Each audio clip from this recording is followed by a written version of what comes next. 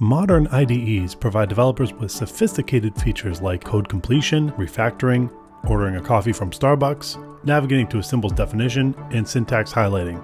These features make a developer's experience writing code far more enjoyable, moving quickly through code bases, getting documentation and auto-completion quickly, and overall having a grand old time. Being a bare-bones editor, Vim and Neovim don't provide users with really cool tooling you might see out of the box in some other editors. In this video, I'll show you how to add that functionality to Neovim by working with LSPs, short for Language Server Protocol. It's pretty straightforward, so give a like and subscribe, and we'll get right into it. So first of all, what is LSP?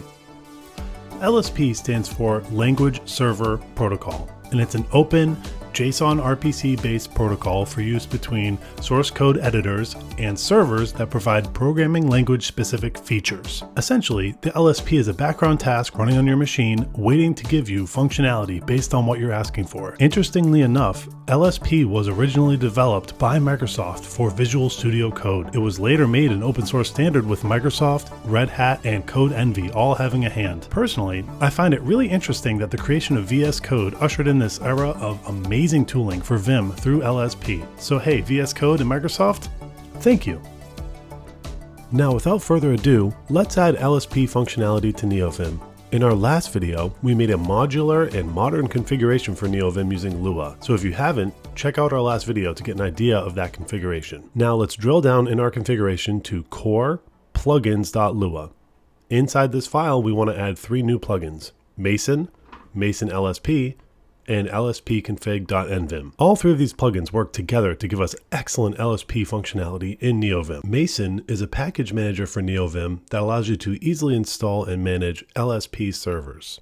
Mason lspconfig.nvim bridges the gap between Mason and LSP config. It also adds some really helpful functionality like ensuring certain LSP servers are installed and adding extra functions like LSP install and things like that. nvim LSP config allows you to set up your LSP configurations so that you can communicate back and forth between Neovim and your LSPs. Now all we have to do is save our plugins.lua file, source it, and run packer sync.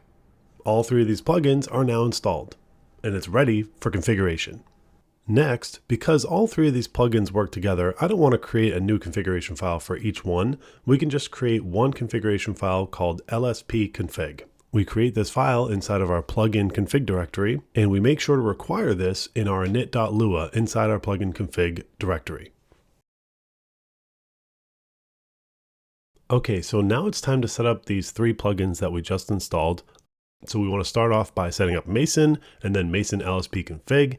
And for the config of Mason LSP config, we just want to make sure we have at least 1 language server installed. We're going to start with Lua because that's what we're working with right now. So Simneco Lua is the language server we will use. Mason LSP config has some docs that give us a basic way to set up each language server. So we're going to paste that into our code base. Then if we call Mason, we can see that Lua language server is installed automatically. So now we have the Lua language server running, Mason installed it, and Mason LSP config is communicating with nvim LSP config, which is communicating with our LSP Simneco Lua.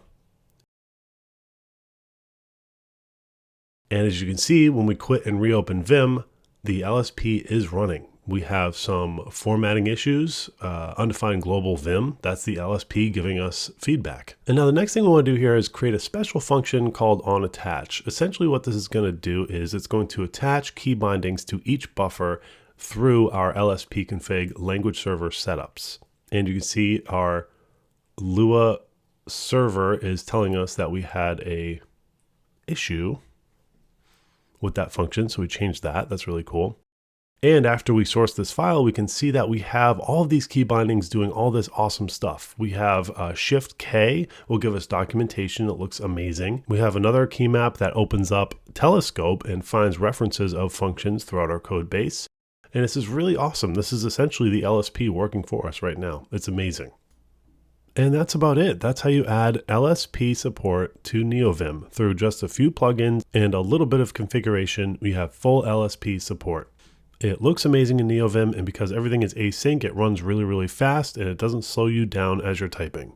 Now, of course, Lua is not the only LSP that is supported. There are a bunch, so please go through the documentation and check them out. every single modern language will be supported. So I hope you enjoyed this video. I know I did. I'm enjoying this new Neovim configuration and I'm loving it. And again, if you want to know how we got to this place with this configuration, check out this video. It'll tell you everything you need to know to set up our configuration just the way we have it right here in this video. Thanks.